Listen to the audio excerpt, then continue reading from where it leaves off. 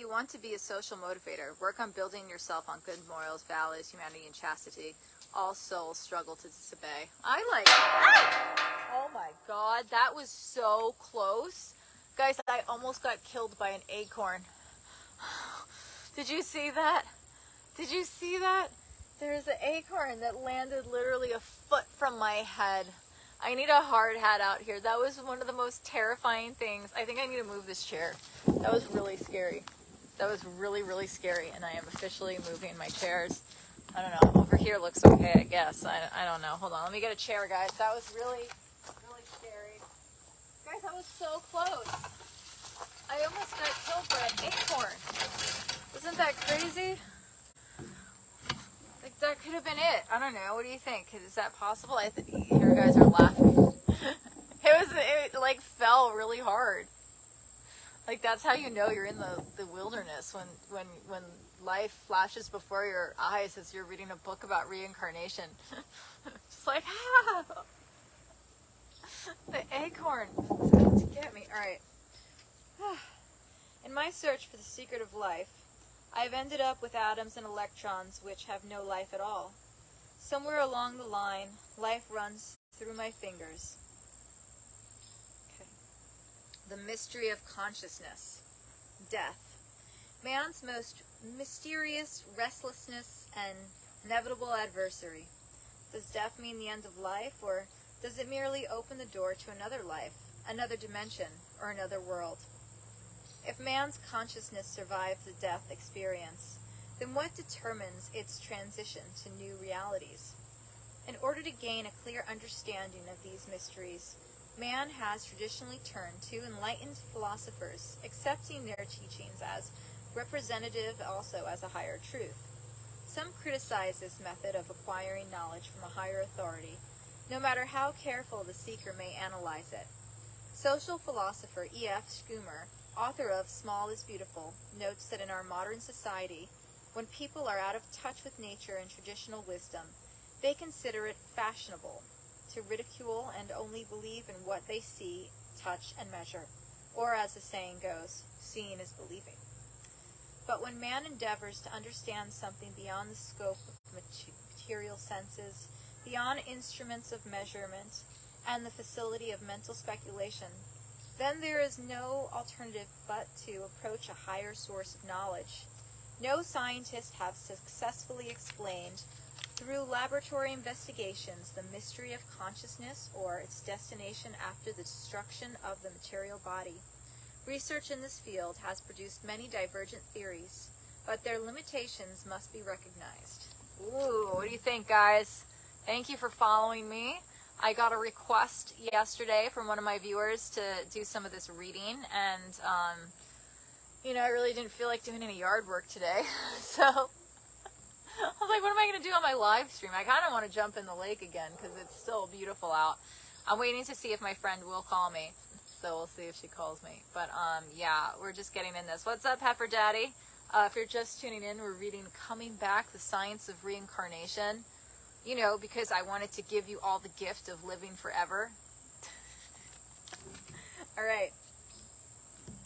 The systematic principles of reincarnation, on the other hand, comprehensively explain the subtle laws governing our past, present, and future lives.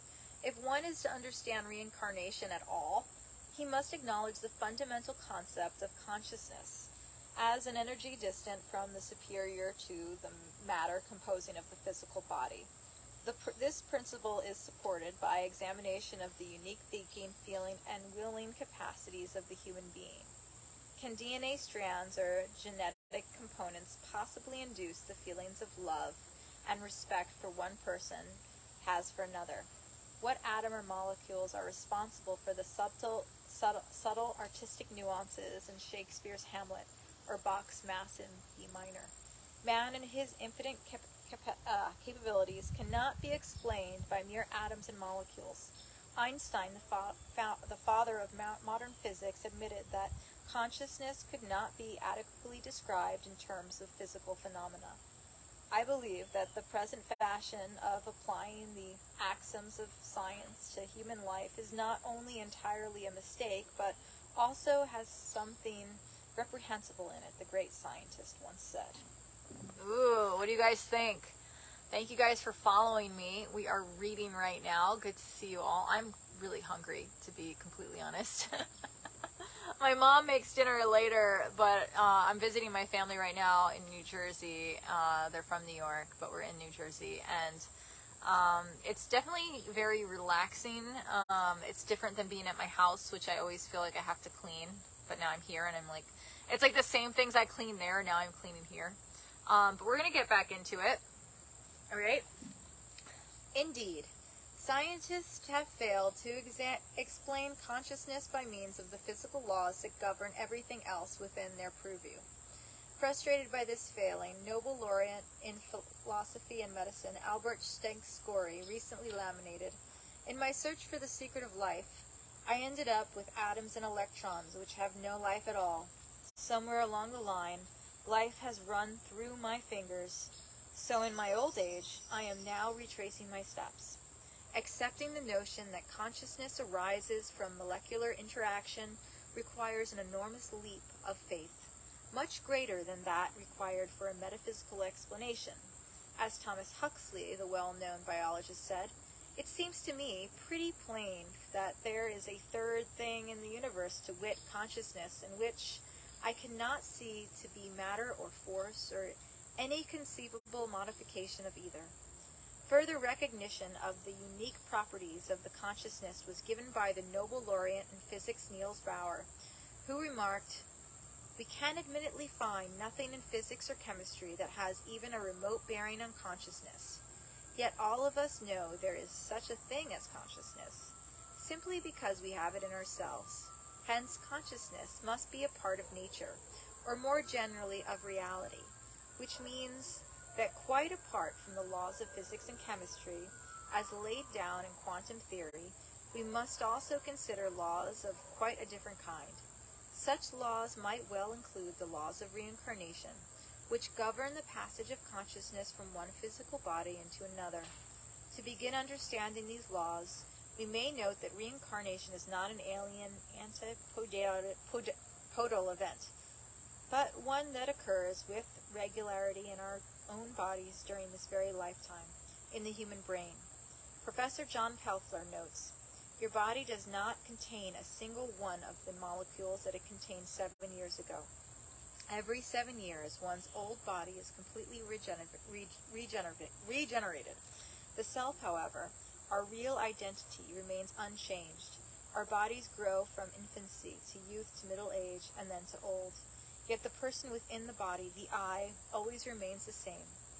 Reincarnation, based on the principle of a conscious self independent of its physical body, is part of a higher order system governing the living being's transmutation from one material form to another.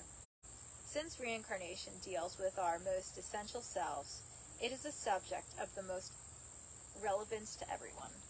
Yes, guys, I guess it's relevant to all of you. What do you think? How are you doing? I'm good. I'm just sitting here, hanging out. Thank you for following me, guys. I appreciate the follows and enjoy reading with you. Taking a nice little break from the lake to sit here and enjoy this beautiful day, which is fun. Thank you guys for sharing.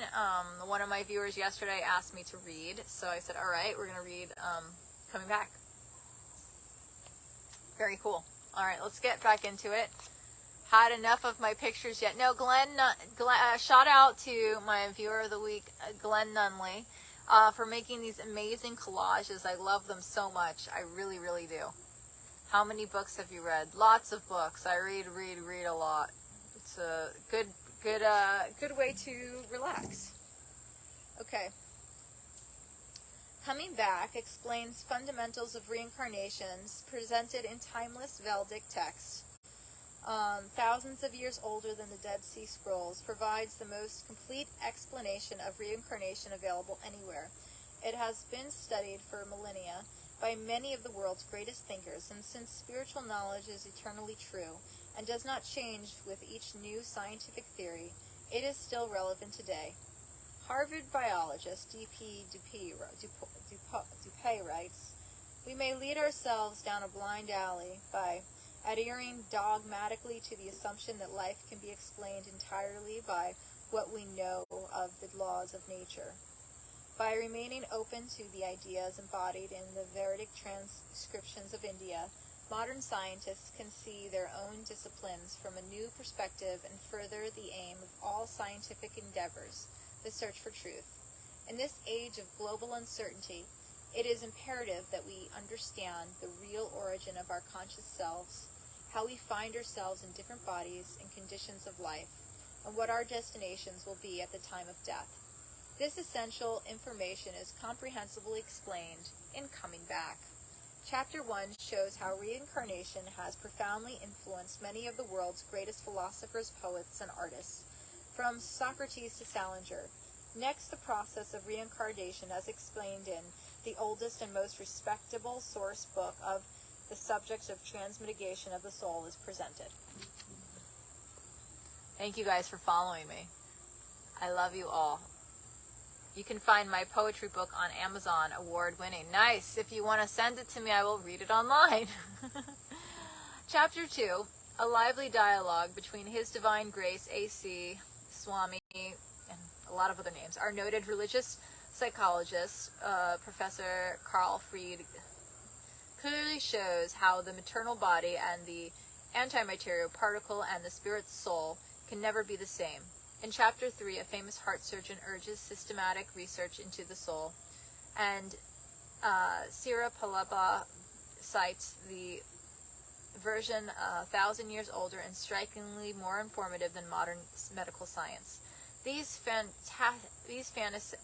fascinating narratives from the text constitutes Chapter 4. These accounts stand as classic examples of how the soul transmitigates through different types of the bodies under the control of the precise laws of nature and karma. Ooh, guys, what do you think about karma? Oh, I got 100 stars.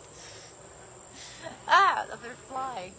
All right. Oh, thank you, Chris. Thank you so much, Chris, for the stars. He sent me 200 stars. Whoa, so sweet. Oh my goodness, I love it. I love stars. Thank you so much, Chris. Okay. All right. Is that the part of karma? Okay. In Chapter 5, experts from writings of clearly demonstrate that the principles of reincarnation can be easily understood in terms of ordinary events and common observations that regularly occur in our daily lives. The next chapter describes how reincarnation embodies a universe and infallible system of justice, wherein the soul is never banished to eternal damnation, but is constitutionally endowed with a permanent opportunity to escape the perpetual cycle of birth and death.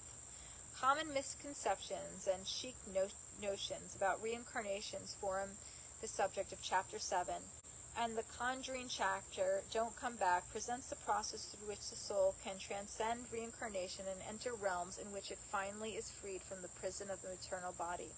Having once achieved this status, the soul never again returns to this endless, mutable world of birth, disease, old age, and death. Benjamin Franklin. Finding myself to exist in the world, I believe I shall in some shape or another always exist. Oh, I like that. What do you think, guys? What do you think of reincarnation? Thank you for following me, everybody. We are relaxing outside, talking about a thing called life and death. And seeing what happens to us. Guys, what do you think happens when we die? I don't know. I guess we'll see. I'm going to read this and see. I am Catholic, so I do believe in heaven and hell, but I guess we'll see. Okay. Reincarnations. Socrates to Salinger. For the soul there is neither birth nor death at any time. He has not come into being, does not come into being, and will not come into being. He is unborn, eternal, ever-existing, and primeval. He is not slain when the body is slain. Okay. Ooh, thank you for the follows, guys. I appreciate it. Ooh, 200 stars. Thank you so much, Chris. I am in New Jersey right now. I do want to jump in the lake because it looks beautiful out there. It looks so nice. But I was in there for about 3 hours, so we'll see. Does life begin with birth and end with death? Have we ever lived before? Such questions are normally identified with religions of the East, where the life of man is known to endure not only from the cradle of the grave, but through millions of ages, and acceptance of the idea of rebirth is nearly universal. The 19th century German philosopher once observed, where an Asiatic to ask me for a definition of Europe, I should be forced to answer him.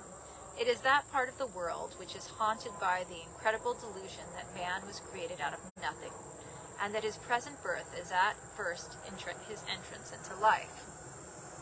Indeed, the dominant ideology of the West, material science, has for several centuries sifted any serious or widespread interest in the pre-existence and survival of consciousness beyond the present body. But throughout Western history, there have always been thinkers who have understood and affirmed the immortality of consciousness and transmitigation of the soul. And a multitude of philosophers, authors, and artists, scientists, politicians have given the idea. Thank you guys for following. I love the follows. I love the shares. All right, we're going to go back to ancient Greece now, apparently. Among the ancient Greeks, Socrates and Plato may be numbered along those who made reincarnation an integral part of their teachings. At the end of his life, Socrates said, "I am confident that there truly is such a thing as living again, and that the living springs from the dead." Pythagoras claimed he could remember his past lives, and Plato presented detailed accounts of reincarnation in his major works. Briefly, he had held that the pure soul falls from the plane of absolute reality because of sensual desire, and then takes on a physical body. First, the fallen souls take birth in human forms, the highest of which is that of the philosopher, who strives for higher knowledge. If his knowledge becomes perfect, the philosopher can return to an eternal existence. But if he becomes hopelessly entangled in material desires, he descends into the animal species of life. Plato believed, oh, is that more stars? Yay! Thank you so much, Chris, for more stars. Thank you, thank you, thank you. Plato believed that gluttons and drunkards may become asses in their future lives. That's kind of funny, guys. That's why I love Plato. So smart. Violent and unjust people may take birth as wolves and hawks, and blind followers of social convention may become bees or ants. After some time, the soul again attains the human form and another chance to achieve liberation. Some scholars believed that Plato and other early Greek philosophers derived their knowledge of reincarnation from mystery religions like Orphism, or from India. Judaism, Christianity, and Islam. Very cool. Oh, and thank you guys for following me. I see all the follows. I really appreciate it. We are reading, coming back, The Science of Reincarnation right now, because why not? It's Wednesday. Hints of reincarnation are also common in the history of Judaism and early Christianity. Information about past and future is found throughout the Kabbalah, and which, according to many Hebratic scholars, represents the hidden wisdom behind the scriptures. In the Zohar, one of the principal Kabbalistic texts, it is said, "The souls must re-enter the absolute substance, hence they have emerged. But to accomplish this, they must develop all the perfections, the germ of which is planted in them. And if they have not fulfilled this condition during one life, they must commence another, third, or forth until they have acquired the condition which fits them for a reunion with God. According to the Universal Jewish Encyclopedia, Hasidic Jews hold similar beliefs. In the 3rd century AD, the theologian Origen, one of the early fathers of the early Christian church and its most accomplished biblical scholar, wrote, "By some inclination towards evil, certain souls come into bodies, first of men, then through their association with the irrational passions, after the allotted span of human life they are changed into beasts, from which they sink to the level of plants. From this condition they rise again through the same stages and are restored to their heavenly place." Very interesting. And thank you guys so much for joining. I appreciate all the follows. I love it. There are many passages in the Bible itself indicating that Christ and his followers were aware of the principle of reincarnation. One of the disciples of Jesus asked him about the Old Testament prophecy that Elias would reappear on earth. In the gospel, sorry Tina, Mom, I'm using my mom's phone and I just heard she called. And Jesus answered them. Where are we? I kind of lost my place because it was like the phone was talking to me. In the gospel, and Jesus answered them, "Elias truly first come and restore all things. But I say unto you that Elias is come already, and they knew him not. Then the disciples understood that he spake unto them of John the Baptist." In other words, Jesus declared that John the Baptist, who was beheaded by Herod, was a reincarnation of the prophet Elias. In another instant, Jesus and his disciples came across a man blind from birth. The disciples asked Jesus, "Who did sin, this man or his parents, that he was born blind?" "Regardless of who had sinned," Jesus replied, "there was a chance to show a work of God." He then cured the man. Now the man had been born blind for a sin of his own. It must have been a sin done before his birth, that is, in a previous life. And this was a suggestion that Jesus did not dispute. The Quran said, "And you were dead, and he brought you back to life, and he shall cause you to die, and shall bring you back to life, and in the end shall gather you into himself." Among the followers of Islam, the Sufrists explained and believed that death is no longer loss, for the immortal soul continually passes through different bodies. Isn't this interesting? Super interesting. Thank you for following me, guys. Here's a poet. He wrote, "I died as a mineral and became a plant. I died as a plant and rose to an animal. I died as an animal and I was a man. Why should I fear when I was less by dying? The timeless Vedic scriptures of India confirm that the soul, according to its identification with material nature, takes one of 8,400,000 forms, and once embodied in a certain species of life, evolves automatically from lower to higher forms, ultimately attaining a human body. Thus, all of the major Western religions, Judaism, Christianity, and Islam, have definite threads of reincarnation through the fabric of their teachings. Even through the official custodians of dogma, ignore or denying them. See, I love learning about all different religions because I feel like there is truth in each religion. Oh, hey Stephanie, I will tell my parents hi. How are you? Long time no see. Long time no see, and special shout out to Chris. Thank you so much for these stars. I appreciate you. Thank you guys for following. Thank you for sharing this. We are reading Coming Back, a book on reincarnation. Very interesting. I was waiting for my friend to call me back. She still has not. The Middle Ages and the Renaissance. I am going to have to run to the store soon. So I think, let's see how many more pages do we have left. Oh my goodness, this is a long chapter. Wow. Oh my god, and chapter 2 is about changing bodies. I kind of like my body though. I'm scared. I'm like, I don't want to give this one up. Can I get like the same body when I come back, please? I lucked out. I won the lottery. Alright. Back into it. Thank you guys. Alright, the Middle Ages and the Renaissance.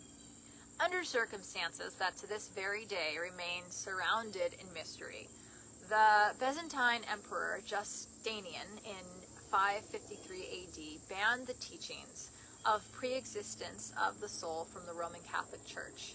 During that era, numerous church writings were destroyed, and many scholars now believe that references to reincarnation were purged from the scriptures. But although the people were severely persecuted in the church, they did, however, manage to keep alive the doctrine of reincarnation in the West.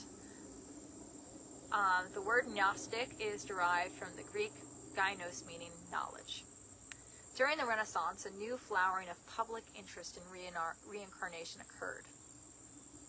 One of the prominent figures in the revival was Italy's leading philosopher and poet, Giordano Bruno, who was ultimately sentenced to being burned at stake by the Inquisition because his teachings about reincarnation. In his final answers to the charges brought against him, Bruno defiantly proclaimed that the soul is not the body, and that it may be in one body or another, and passes from body to body. Ooh. Because of such suppression by the church, the teachings of reincarnation then went deeply underground, surviving in Europe in the secret societies of the Freemason, Kabbalist, and others. The Age of Enlightenment.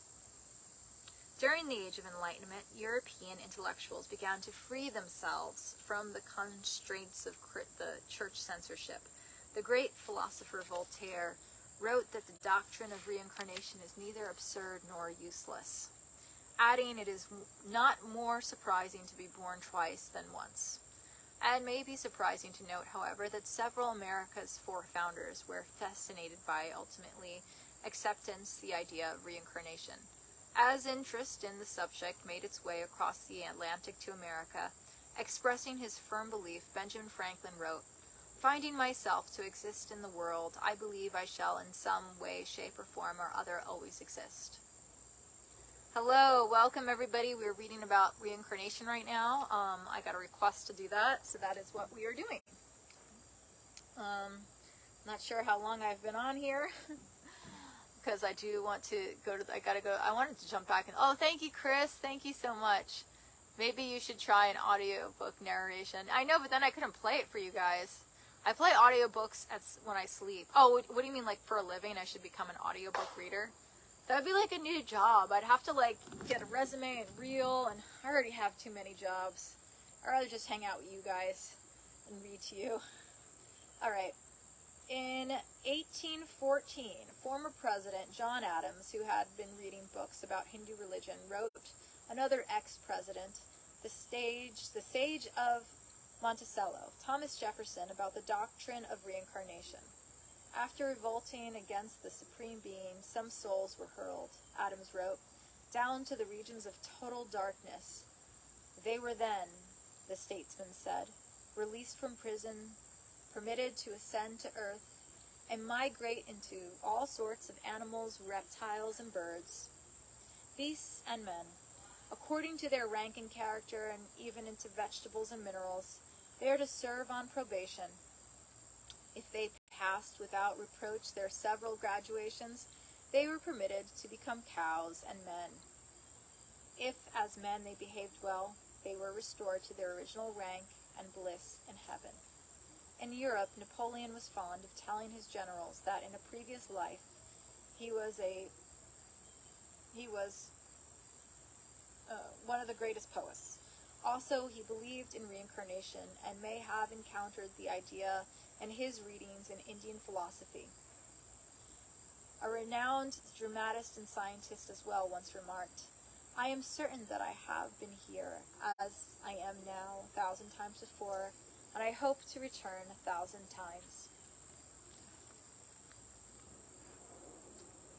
Transcendentalism.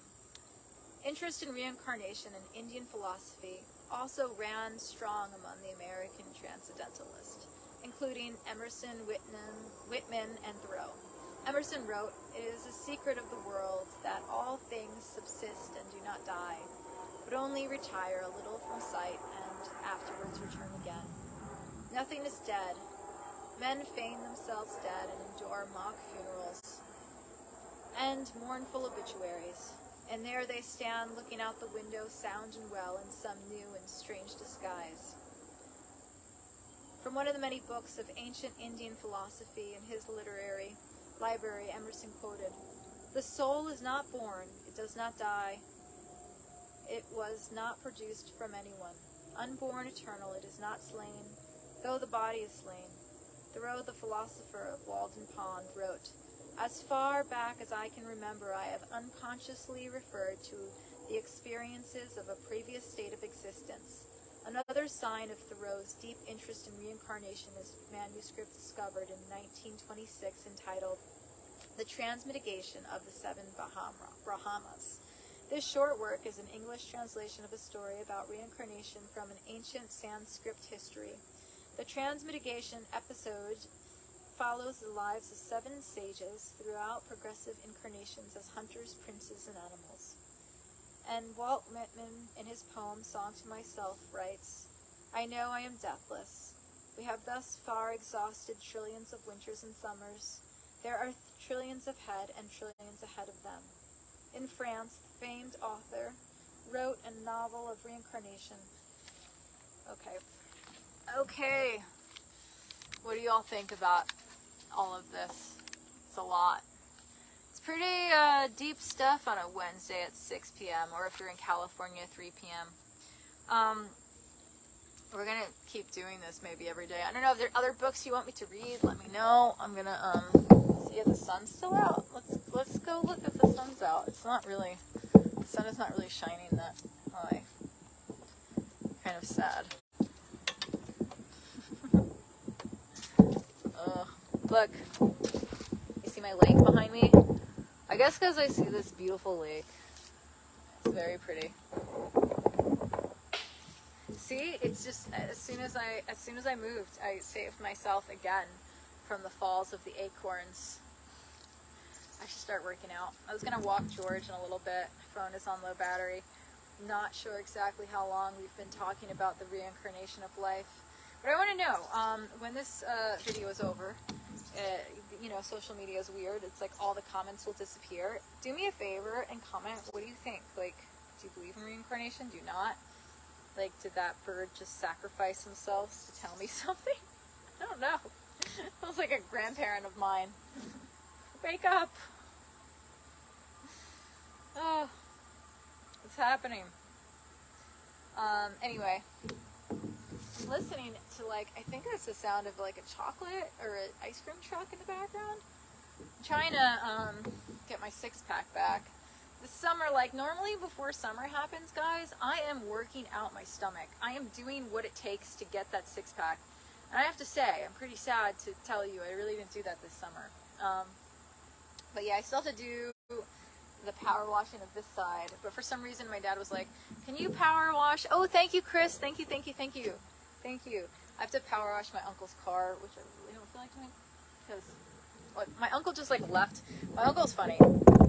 He left his car on the yard. Do you see it? It looks a disaster. And honestly, like, there was a UPS guy who came by and like offered, he wanted to buy it for like $1,000, and I'm like, sell it.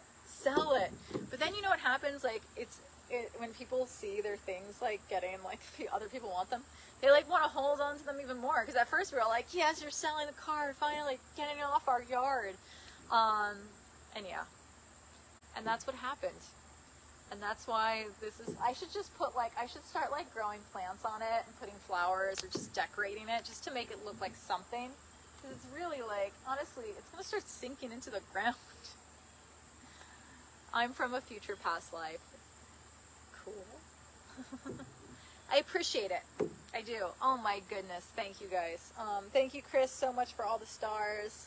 All right, I'm going to go get a snack, get some food, call my friends. I really want to jump in the lake again. It's been so beautiful. This is like the last few days of summer. I can't believe how fast it's gone. It's gone really, really fast.